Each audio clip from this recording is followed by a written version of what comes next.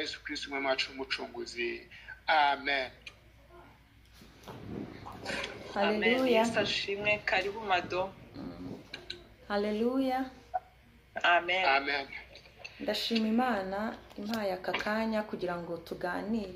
Hari amagambo nifuje ko dusangira maze iminsi ntekerezaho, maze iminsi nkareba ubuzima bwacu bwa gikristo, ugasanga hari abantu benshi bagiye baba mu bintu by'Imana bakabimaramo n'igihe tubazi, tuvuga tuti bari abantu barakijijwe, bari abantu bakoreye Imana, ariko ugasanga kenshi na kenshi iherezo ryabo ribaye ribi, cyangwa ukabona nubwo bari mu bintu by'Imana ariko sabo kwizerwa. Nagiye nibaza rero nkavuga nese aba bantu cyangwa muri uru rugendo rujya mu ijuru ni iki cyadukomeza, ni iki kiba kibuze mu by'ukuri kw'abo bantu baba hari abantu benshi ubona bavuga ibintu by'Imana babitondekanya neza kandi ukabona ko rwose bisobanutse n'umuntu wese yabyumva bikamufasha, ariko ugasanga ubuzima bwabo ntabwo bwigeze buhindurwa n'ijambo ry'Imana. Ndibaza nti buriya haba habura iki mu by'ukuri kugira ngo ibyo abantu bavuga cyangwa ibya Kristo bibe biri no mu buzima bwacu. Naje gusanga dufatiye ku rugero twese, yenda abari na hano dufite amahirwe yuko twageze mu ishuri, iyo umwarimu yigisha akavuga kuba yatanze note zihagije, kuba abanyeshuri babonetse mu ishuri iminsi yose nta wasibye, kuba na mwarimu yakoze ibishoboka, ntabwo ari cyo kigaragaza ko ibyo yatanze abanyeshuri babisobanukiwe, ahubwo ibyo abanyeshuri bakiriye bigaragazwa n'igihe iyo babajijwe babashije gutanga cyangwa gusobanura ibyo bakiriye. Bivuga ngo ubumenyi tuba twahawe butandukanye n'ubwenge, kuko ubwenge yenda mu Cyongereza niho bitandukanira mu magambo, ubusanga amwe bavuga knowledge ahandi bakavuga wisdom, ariko abenshi bagerageza gusobanura amagambo bavuga ko ubumenyi ni ibyo twakira dukuye mu byo twize, mu ma information cyangwa mu byo tugenda ducamo cyangwa experience, ariko wisdom ni uburyo bya bindi bwa bumenyi ubasha no kubushyira mu bikorwa, bigaragara ko hari icyo ufite cyavuye muri bwa bumenyi. Naje rero gusanga niba ibintu by'Imana tuvuga hari byinshi twakira, dusoma, twigishwa, ariko dukeneye umwuka w'ubwenge, dukeneye ubwenge bw'Imana kugira ngo tubashe gukora cyangwa tugaragaze bya bintu twakiriye dufite, tubishyire no mu bikorwa. Mureke dufatanye gusoma ijambo ry'Imana. Turahera mu Migani igice cya mbere umurongo wa 7. Ndagenda nsoma amagambo menshi, hamwe ndahavuga yenda ngende nsoma muragenda munkurikira. Haravuga Imigani igice cya mbere umurongo wa 7, haravuga ngo kubaha Uwiteka ni ishingiro ryo kumenya, ariko umupfapfa ahinyura ubwenge n'ibibwirizwa. Dusimbuke Imigani ibice 2 umurongo wa 6 turageza ku 8. Haravuga ngo Uwiteka ni utanga ubwenge, mu kanwa ke havamo kumenya no kujijuka. Abikira abakiranutsi agakiza, abagendana umurava ababera ingabo, kugira ngo arinde amayira y'imanza zitabera kandi atunganye inzira z'abera be. Dusimbuke muri Yobu ibice 28, Yobu 28:12. Twese tuzi inkuru za Yobu. Yobu ibintu byamubayeho ntabwo ndi bwirirwe mbisubiramo, ariko kuri iki gice umurongo nagendereye cyane ni uriya murongo wa 28. Twese turawuzi, abantu benshi turawuzi, turanawumva, twawufashe mu mutwe ko kubaha Uwiteka ari bwo bwenge kandi kuva mu byaha niko kujijuka. Iri ni ijambo twese abenshi tuzi, yenda ntituzi in deep, ariko abakristo benshi bamaze iminsi mu itorero iri jambo bararizi. Abisiraheli Imana yagiye ibana nabo kuva mbere y'uko bajya no muri Egiputa. Duhereye ku nkuru za Aburahamu tuzi, Imana yagiye ibabwira ibintu byinshi kugeza igihe Abisirayeli baje kugera muri Egiputa, bakajyanwa bagakoreshwa nk'abacakara, bagatakambira Imana. Imana igira ubwo ibagirira imbabazi, ibasubiza mu gihugu cyabo. Ariko Abisirayeli amateka yabo agenda atwereka uburyo Imana yagiye ibagaragarizaho imirimo n'ibitangaza byinshi, ariko Abisirayeli bakagenda bayigomera. Imana ikababwira ngo ntimuzashyingiranwe n'ayandi mahanga, kuko nimushyingiranwa nabo bizatuma mwubaha izindi mana. Imana ikagenda ibabwira, ibaha amategeko, ibaha amategeko, ibaha amategeko, ibaha amategeko. Ariko nta na rimwe twasanze Abisirayeli baragendaga bayubahiriza, ahubwo buri gihe bagendaga bateshuka, kugeza n'aho Imana yageraga ikavuga iti ndabaretse. Mose kuko yarabayoboye akongera akinginga Imana akaba ati abantu nibumva ibintu byose ukorera Abisirayeli bazaguseka, bazavuga ko wananiwe kujyana nabo, wananiwe kubageza i Kanani, ubicira mu butayu. Ibyo bintu byose Imana yagiye ikorana nabo, yewe bageze no mu gihugu cy'i Kanani. Abisirayeli mu mateka yabo menshi tuzi bagiye bagondoza Imana, Imana ikabakorera ibyiza byinshi igira ngo ibiyereke, ariko baranga, barayinanira. Kugeza ubwo muri Hoseya ibice 4 ku murongo wa 6 hari aho dusoma akavuga ngo abantu banjye, ngo ubwoko bwanjye buzarimbuka cyangwa burimbuwe kubera kutamenya. Ubwo mwanze kumenya, nanjye nzanga ko mumbera abatambyi. Ubwo mwirengagije amategeko yanjye, njyewe Imana yanyu nzirengagiza abana banyu. Hari igihe rero iri jambo abantu benshi dukunda kwibaza, se ubwenge Imana ivuga abantu baba babuze n'ubuhe? Ariko hano muri Yobu twabonye ngo kubaha Uwiteka nibwo bwenge, kandi kuva mu byaha nibwo kujijuka. Kuva mu itangira Imana irema Adamu, yamuhaye, imaze kumurema izanye na Eva, yaramubwiye ngo mbahaye ubutware, mutegeke, mwita amazina ibyo naremye byose. Irangije ababwiye ati ariko hariya hari igiti ntimuzagikoreho. Aho hantu niho hantu hambere hagaragaza kutubaha Imana kwavuye ku muntu. Mu by'ukuri nta na rimwe Imana yagiye ishyiraho amabwiriza mu isi ku bantu iyabaha ku bugome cyangwa kubima, ahubwo ibintu byose Imana ikora ahanini biba ari mu nyungu z'umwana w'umuntu, kuko Imana yo itureberera hirya, ibizi byiza. Imana iba ifite umugambi mwiza ku buzima bwacu. Ariko Imana iragenda ibwira Adamu, iramuga ati rero kiriya giti ntimuzagikoreho, ariko ibindi byose muzabikoreho. Kwa kutubaha Imana rero umuntu, Adamu yari kumwe na Eva, Eva aragenda nk'uko tubizi mu mateka muri Bible uko babivuga, Satani aramwoshya ngo atereka da, wagize ngo se buri Imana yavugaga ko mwapfa, ntabwo mushobora gupfa, ahubwo muzamenya ubwenge. Mbese Satani aramwoshya. Eva yumvira Satani, arangije ngo asoma kuri cya giti arakirya, arangije ashyira na Adamu nawe arakirya. Bamaze kurya kuri cya giti, aho niho hantu hambere umwana w'umuntu yaburiye ubwenge, kuko atigeze yubaha Uwiteka. Muri Yakobo, ndumva ari Yakobo wabivuze, asobanura ngo ubwenge bw'isi n'ubwenge bw'Imana. Akarasobanura ngo ubwenge bw'Imana bwo buraboneye, ariko ubwenge bw'isi bwo ntibubone, kubera ko igihe cyose ubwenge bw'isi buba bushaka kuvuguruza ubw'Imana. Igihe cyose ubwenge bw'isi buba bushaka kwerekana ko iby'Imana yavuze bese atari kuko byakagombye. Satani rero nta kindi yakoze, yarazi neza ko kutubaha Imana ari umuzi ukomeye ku mwana w'umuntu umuganisha mu rupfu. Aravuga ati nanjye nta kindi nabashoboza, ntabakuye kugusuzugura iby'Imana ngo bateshuke, bashyire muri logique, biyumvishe, batekereze ku bwenge bwabo, bumve ko iby'Imana bishobora kuba wamugani yarakabyaga ibitari byo bishobora kutabaho. Baragenda bagomera Imana. Kuva icyo gihe umwana w'umuntu aba ahinyuye iby'Imana, ubwenge bw'Imana, dutangira inzira yo kutubaha Imana. Kandi icyo kintu cyagiye gikururuka mu buzima bwacu bwose, aho usanga no mu nzu y'Imana.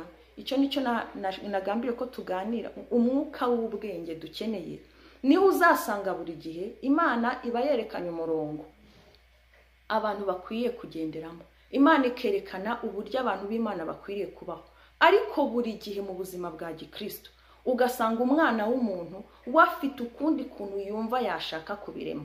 Ukumva mu buzima bwawe niba Imana ivuze ngo ntimukifatanye n'abatizera mudahwanye, ariko ugasanga twebwe nk'abana b'abantu buri gihe tugashaka iyindi logique twabyumvamo. Ijambo ry'Imana ryavuga ngo ntimukicane n'abakobanyi. Ijambo ry'Imana ngo ryatubuza ikintu cyose, ariko mu buzima bw'umuntu bw'umwana w'umuntu Satani agahora ashaka ngo buriya yashakaga kuvuga gutya, ubundi buriya bigenze gutya ntibyagenda gutya. Ariko Imana idufashe, iduha umwuka w'ubwenge. Iteka ryose mu magambo Paulo yagiye yandika yaba mu Befeso mu Bafilipi, wasangaga mu masengesho asenga avuga ngo uko nsenze ngo ndabibuka nkabasabira ngo Imana y'umwami wacu Yesu Kristo ngo ariyo data nyirikuzo ngo ibaho umwuka utanga ubwenge. Mu by'ukuri ibi bintu by'Imana twizeye dusoma tubwiriza, iyo bitabaye ubuzima bwa gikristo ngo biduhindure, ntaho biba bitaniye na za sociology twize mu ishuri, na ya mibare, na za physique n'ibindi byose. Kuko aho ubwenge bw'Imana butandukanira n'ubwenge bw'isi, nuko ubwenge bw'Imana bubasha no gutransforma ubuzima bwacu. Iby'ijambo ry'Imana dusomye, iby'ijambo ry'Imana tubwiwe, iby'ijambo ry'Imana twigishijwe, igihe cyose bitazabasha kuza mu buzima bwacu ngo biduhindure, bizaba ari nk'ubwenge bw'isi. Ndabaha urugero, abantu bajya biga, tujya dukunda gutanga nk'ingero ku baganga, ugasanga umuganga niwe wigisha akavuga ati itabi ririca. Muganga akigisha ati iyo unywa itabi ryica ibihaha, ibintu nk'ibyo. Mu by'ukuri uriya muganga niwe wakagombye kuba ari uwa mbere utanywa ririya tabi, kuko yarabyize, azi icyo bihungabanya mu buzima, azi n'ingaruka bishobora kugira. Ariko kuko ari ubwenge bw'isi budaherekejwe n'umwuka w'Imana, niyo mpamvu umuganga azigisha ko itabi ari ribi ariko kandi arinywe. Usanga yenda na mbere yo gutanga n'ibiganiro yabanje kurinywa, naranze no kubitanga asohoka rimwe. Bitandukanira he? Nuko ubwenge bw'isi ntabwo buhindura, nta kindi kintu bumara. Ariko ubwenge bw'Imana, niba dusomye ijambo ry'Imana rikatubwira ngo ntukibe, ntukice, ikizerekana ko hariho umwuka w'ubwenge ubiherekeje, nuko muri wowe iryo jambo rizagira imbaraga ribasha kuguhindura. Twese abaraha abenshi turi ababyeyi, hari igihe iyo ubyaye umwana ubwenge bwe ubupimira no ku kigero cye. Niba hariho umwana ufite umwaka akawugeza ataricara, biba bitangiye kugaragara ko harimo rotari muri development ye. Kandi ugasanga kenshi nubwo hari ibimenyetso bigaragazwa n'ubukure bugenda gahoro bikagaragara mu buryo buri fizike, ariko akenshi buba bukora no ku bwonko.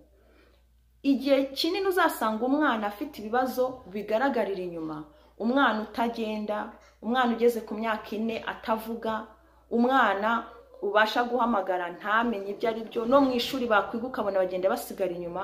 Icyo gihe buri wese iyo umubyeyi utangiye kugira impungenge, utangiye kuvuga ati uyu mwana wanjye ntago ari gukura neza, ntabwo ubwenge bwe buhwanye n'ikigero cy'imyaka. Hari iko niko no mu buzima bw'umwuka tujya tumera.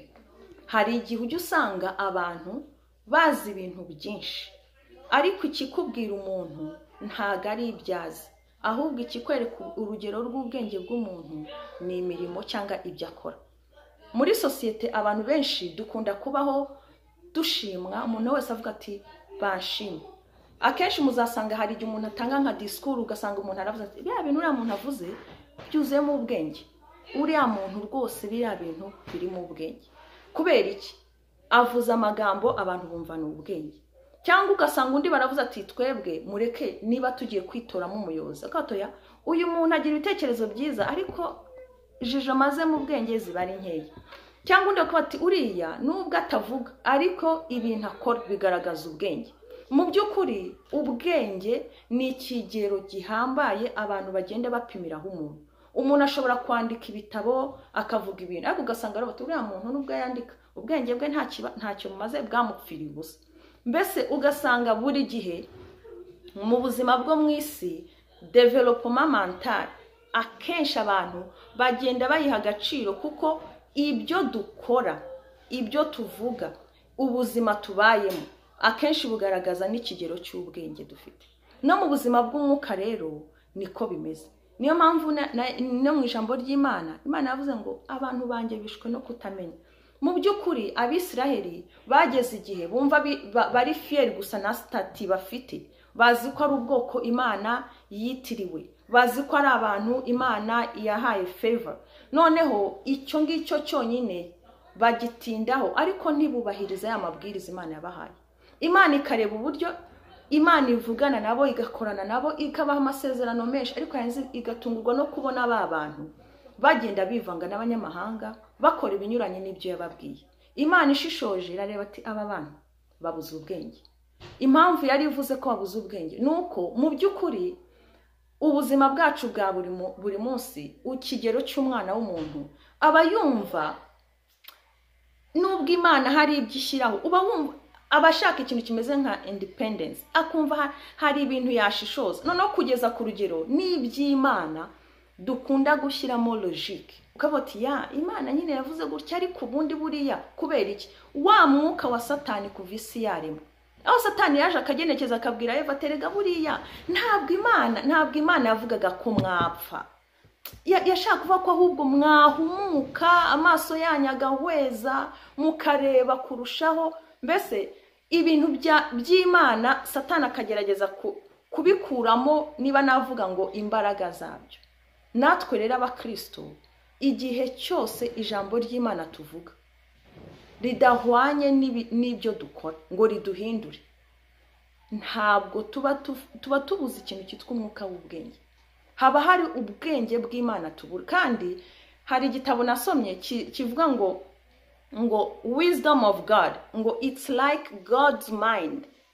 Ni ukuvuga ngo iyo ufite ubwenge bw'Imana ni nko gutekereza kw'Imana muri situation yose ufite, ukavuga uti ariko ubu nk'umukristo iyi situation Imana yakajija iti. Noneho mbere yo gufata decision kuri buri kintu, mbere yo gukora ikintu cyose, mbere yo gufata, mbese kuvuga ngo nabigenza ntya, ugakura God's mind muri buri kintu. Uwo ni umwuka w'ubwenge. Guhanura, kuvuga mu ndimi, bira byose twita impano z'umwuka wera, iyo zidaherekejwe n'umwuka w'ubwenge akenshi zivamo ubuyobe, akenshi ziba ikintu kidafite umumaro. Urugero abenshi twagiye tubona, ugasanga umuntu afite impano kuko ahanura ukibwira ko ari bwuboneye, ariko nta biriya ni impano Imana itanga kugira ngo rwose twunguke, itorero ryunguke ryaguke, ariko ridaherekejwe n'umwuka w'ubwenge nibwo nzarote inzozi bugacya nza nkababwira nti muzi n'ibindi ngewe narose, kandi narose ibi bintu bigiye ntushishoje, ntushyizemo umwuka w'ubwenge ngo ubanze utekereze. Bishobora kuba ari byo ariko bitavugiwe hariho, bishobora kuba ari byo bitavugiwe mu mwanya ukwiriye, bishobora kuba atari nabyo biri mu mwuka w'ubuyobe.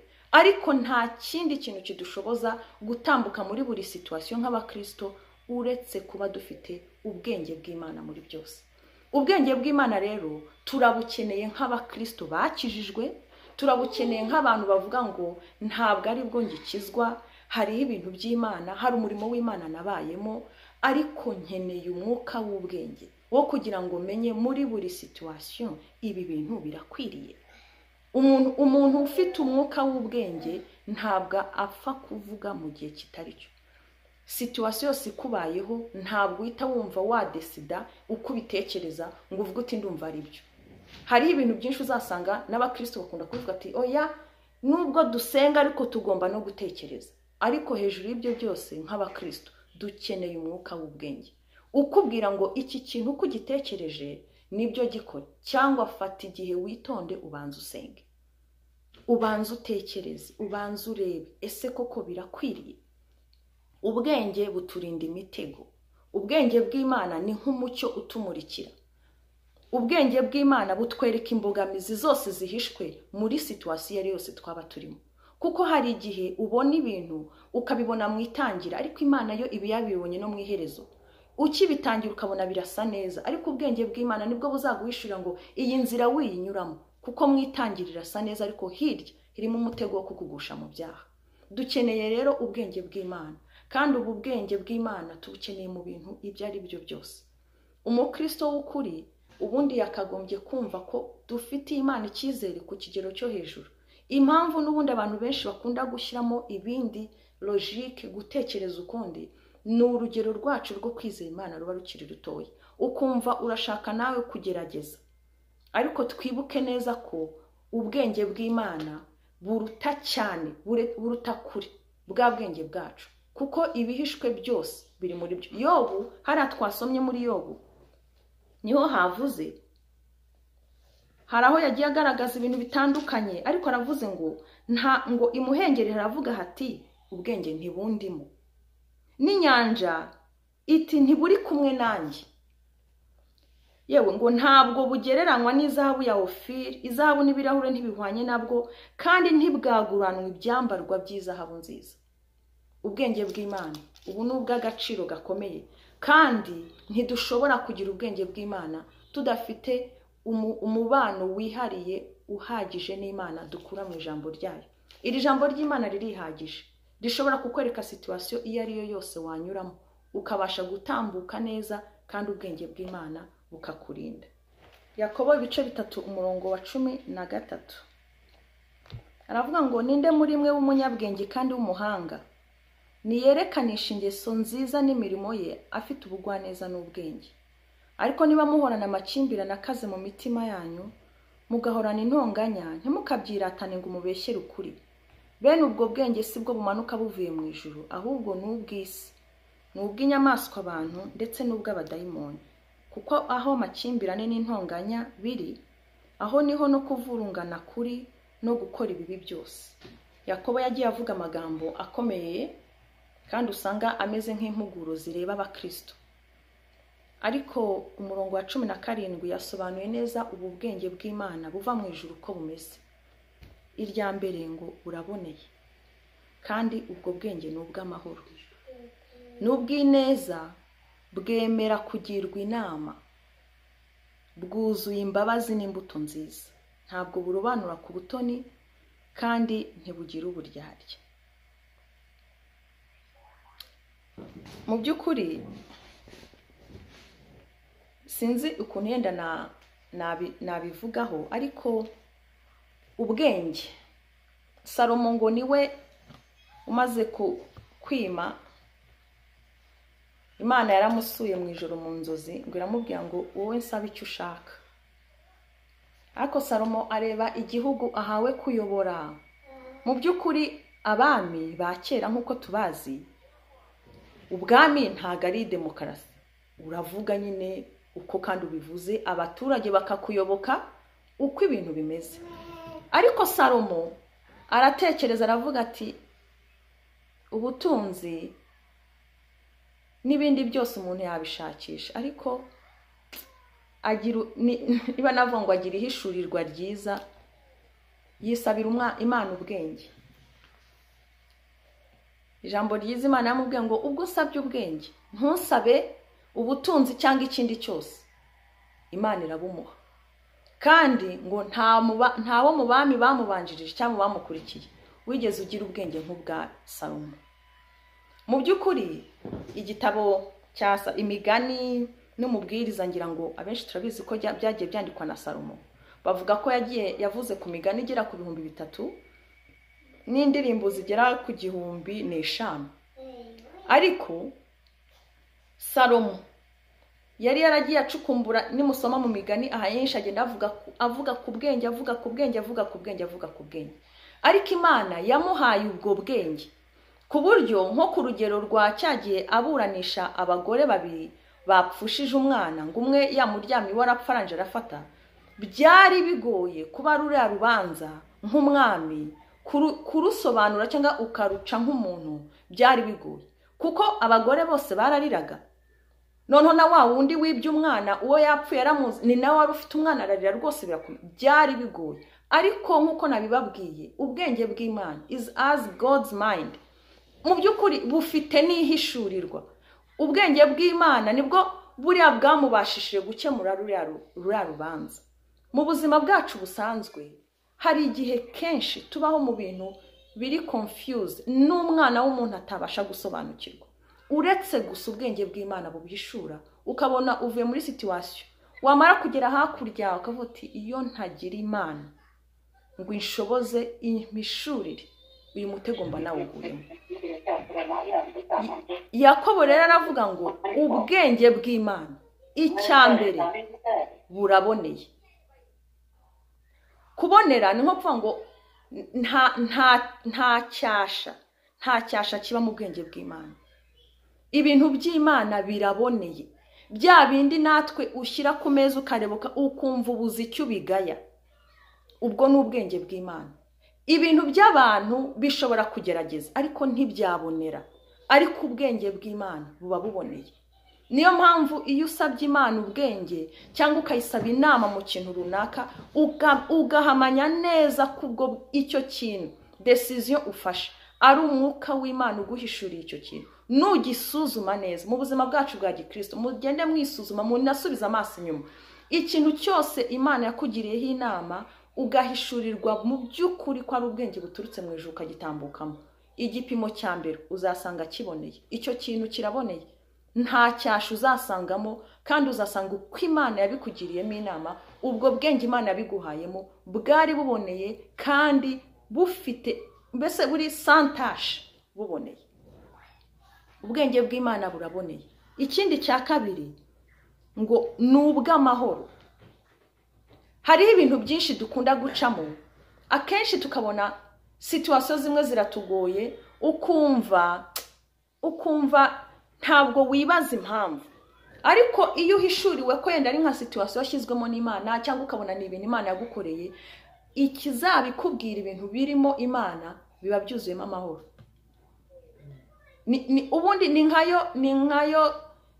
nibyo bipimo ushyira mu bintu ukavuga ati ibi bintu bifite amahoro. Hahandi nawe uvuga uti aya mahoro mfite nanjye sinasobanura uburyo nyafite, sinzi mu bigaragara inyuma nta wakagombye kumva ko n'abanyafite, ariko ubwenge bw'Imana buraboneye kandi n'ubw'amahoro. Ikindi cya gatatu n'ubw'ineza, kandi bwemera kugirwa inama. Ubu bwenge ndabubasabiye nanjye mbwisabira. Dukeneye ubwenge bw'Imana. Ijambo ry'Imana twararyakiriye, twararyumvise, ariko igihe cyose ritari mu buzima bwacu tuzamera nk'abariya bose b'Abisiraheli babonye kugira neza kw'Imana ariko kutigeze kubahindura, ahubwo buri munsi bagahora bapfapfana, kugeza naho Imana yavuze ngo abantu banjye barimbuwe no kutamenya, kandi ngo ubwo banze ubwenge ngo nanjye ndabaretse ntibazambera abatambyi, ngo n'abana babo nzabareka, kubera gusa kubura ubwenge. Kandi umwuka w'ubwenge, ijambo ry'Imana rivuga ngo uwo mwuka naza ngo azabayobora mu kuri kose. Ubwenge bw'Imana turabukeneye mu buzima bwa Gikristo, kugira ngo tubashe kugenda duca kuri buri kintu, tugende duca kuri buri situation, tugende tumenya ngo ahangaha sinari nkwiye kuhaca, aha sinkwiye kuhicara, aba sinkwiye kubana nabo, aha sinkwiye kuhazamuka. Ibyo byose nta kindi kizabikubashije, ni ubwenge bw'Imana. Kandi ubwenge bw'Imana nta handi tubukura, ni mu ijambo ryayo. Uko utindana n'Imana, uko ugirana ibihe byiza cyane n'Imana, uko ushaka guhishurirwa kugira ngo urusheho kumenya, niko ugenda umenya Imana. Twese twagiye twiga, wasangaga hari igihe umwarimu aguha note, ariko ukumva note urazisoma ariko ukumva ntucengeye. Bamwe mukajya mu bigugu, ubu ngubu noneho hasigaye hariho za Google, ukajya Wikipedia, ugashakisha abandi bantu bavuze ku bintu runaka. Buriya nta kindi kiba kikujyanayo, urashaka gucengera, urashaka ubwenge buruseho kuri iyo sije. Nibi bintu by'Imana rero, iyo ushaka kumenya kubaha Imana, step Imana icyo yifuza ku buzima bwawe, Imana icyo ishaka kuri wowe, Imana icyo yavuze kuri iki Imana itekereza kuri kiriya, bigusaba gucengera in deep, ukava kuri kimwe ukajya ku kindi, ukasoma ijambo ry'Imana, ukamenya Imana ibi bintu bivugaho iki.